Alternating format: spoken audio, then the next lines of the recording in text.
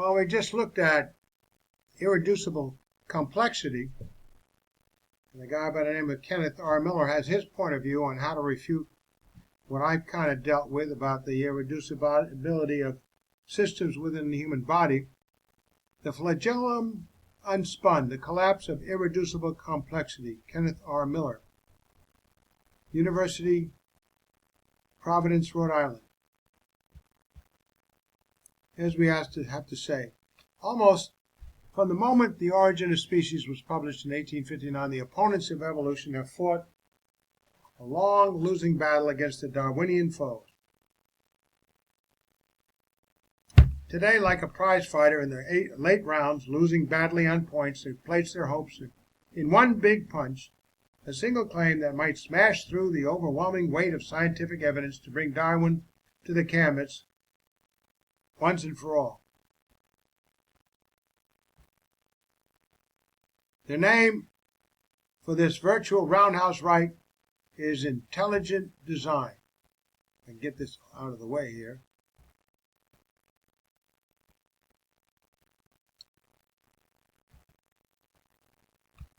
Maybe I get it. There you go. Let's get it over there. Bring it back. Okay. In the last several years, the intelligent design movement has attempted to move against science, you want to call it that, science education standards in several American states, most famously in Kansas and Ohio. Winning the battle at boards of education, it's my comment in the blue, or within any arena relative to the question of which is the preferred philosophy of creationism or evolution is not an indicator of which is the right or the wrong on any point or overall. As a matter of fact, on truth and evil has and will largely win those battles until the end of this age, and at the 7 years of worldwide violent tribulation when the intelligent designer will arrive to fix it all. The greatest discovery that mankind has revealed about himself throughout all of his history is that even in the good that he does, there is inevitably contained evil. The principal claim made by adherents of the creationist view is that they can detect the presence of intelligent designs in complex biological systems. Certainly, this applies to the evolutionist point of view as well. For you all have implied and outwardly stated that the universe, and especially the earth, have such an awesome, inexplicably complex order about them, far beyond the capacity of man to understand it and create anything within the universe that even compares to the simplest of life forms. So I am surprised that you refuse to consider the possibility of an intelligent agency. You have become attached to the belief system of evolution without scientific proof that there actually has been evolution over great periods of time that creates one species after another. Remember, observability of an actual evolvement of one complete species into another repeatedly of that precise event again and again, and falsifiability control of that event over and over and again. They don't produce that evidence. Your rhetoric is not scientific, rather demeaning and ridiculing and shameful. Can a true scientist actually rule out such due to the personal preference? Man has not even discovered an accurate progression of a life form and how it might have scientifically evolved into another without forcing assumptions to be true in order to prove those assumptions. Circular reasoning. After so many years have gone by and still there have been no proved out intermediary life forms discovered, especially one that completely rules out a creator of far greater intelligence than man can conceive of, who created all life forms, even those of similar design, without having to have them evolve, but including a marvelous capacity within each species of variation within that species, whose motivations are largely not well perceived, albeit they are largely made clear in the one reliable book for all men to understand, the Bible. As evidence, they cite a number of specific examples, including the vertebrate blood clotting cascade, the eukaryotic cilium, and most notably the eubacterial flagellum. Of all these examples, the flagellum has been presented so often as a counterexample to evolution that it might well be considered the poster child of the modern anti-evolution movement. Variations of its image now appear on web pages of anti-evolution groups like the Discovery Institute and on the covers of intelligent design books such as William Dembski's No Free Lunch. To anti-evolutionists, the high status of the flagellum reflects the supposed fact that it could not possibly have been produced by an evolutionary pathway. The elephant in the room is the persistent refusal to consider the plausibility of an intelligent creator-designer, which is largely ruled out for no good reason, just personal preference. The universe is, after all, awesomely complex, hence intelligent. Here's somewhat of a plumbing diagram.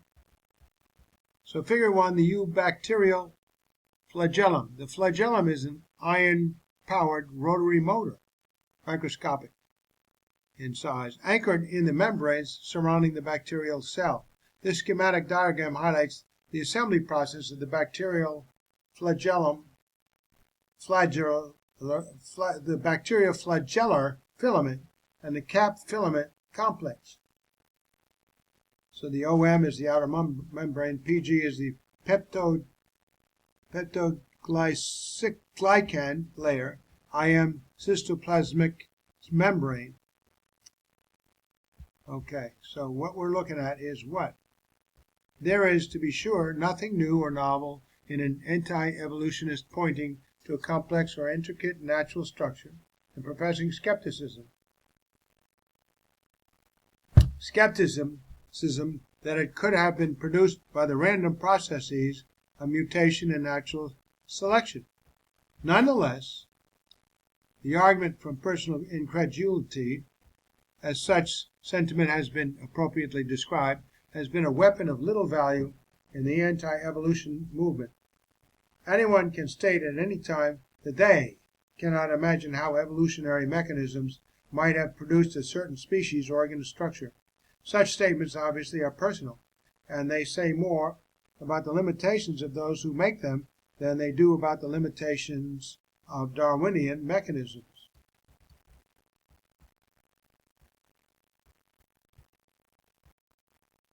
Could I not say the same about you? These are my comments. Let's see. Nonetheless, the argument from personal incredulity, as such sentiment has been appropriately described, has been a weapon of little value in the anti-creation movement. Anyone can state at any time that they cannot imagine an existence of an intelligent designer who might have produced a certain species. Let me get my bottle here.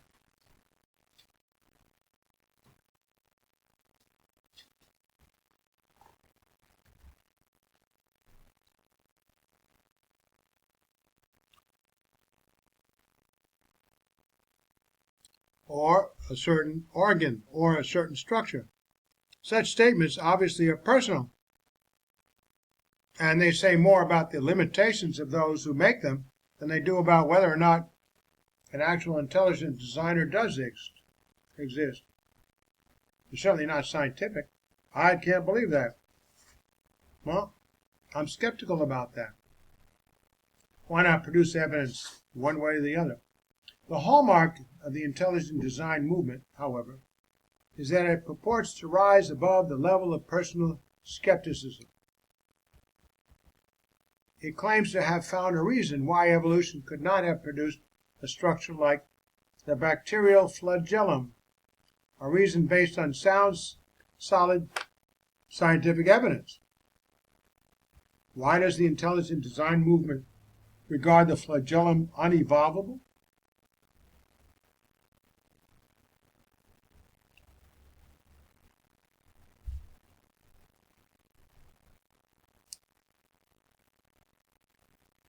Well, because it is said to possess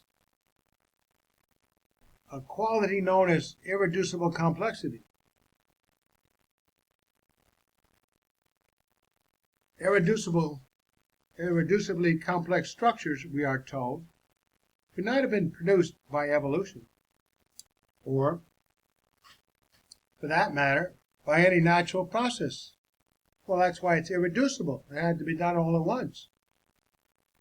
Evolution is small incremental moves, right? They do exist, however, and therefore they must have been produced by something. That something could only be an outside intelligent agency operating beyond the laws of nature, an intelligent designer.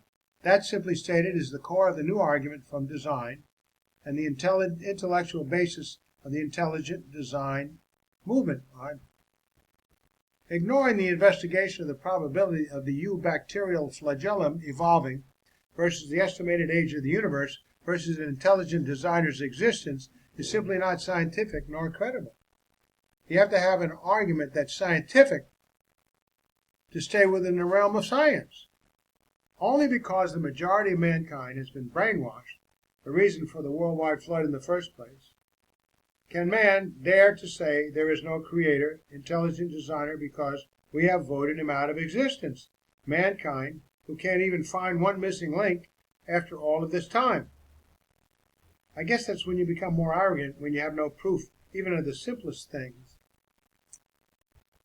The great irony of the flagellum's increasing acceptance as an icon of anti-evolution is the fact that research has demolished its status as an example of irreducible complexity almost at the very moment it was first proclaimed.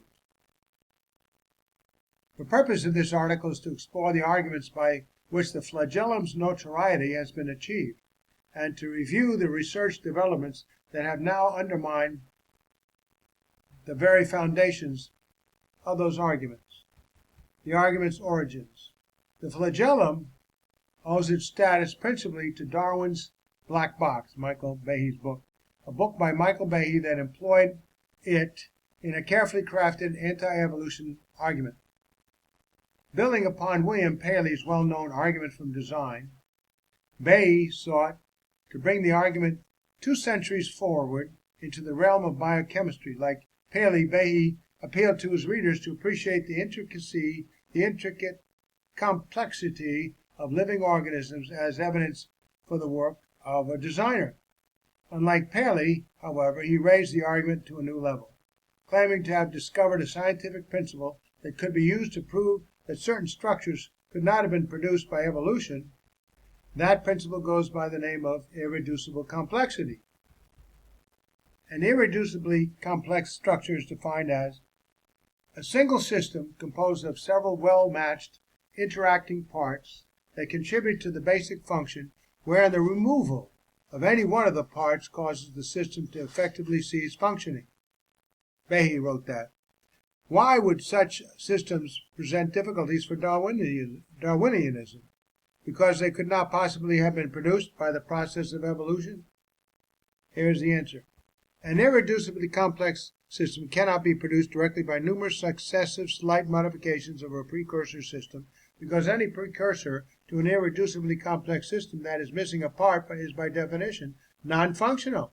Since natural selection can only choose systems that are already working, then if a biological system cannot be produced gradually, it would have to arise as an integrated unit in one fell swoop for natural selection to have anything to act on. The phrase numerous successive slight modifications is not accidental. The very same words were used by Charles Darwin, Origin of Species, in describing the conditions that had to be met for his theory to be true. As Darwin wrote, if one could find an organ or a structure that could not have been formed by numerous successive slight modifications, his theory would be absolutely break down. To anti-evolutionists, the bacterial flagellum is now regarded as exactly such a case, an irreducibly complex system which cannot be produced directly by numerous successive slight modifications. A system that could not have evolved, a desperation punch that just might win the fight in the final round, a tool with which the theory of evolution can be brought down.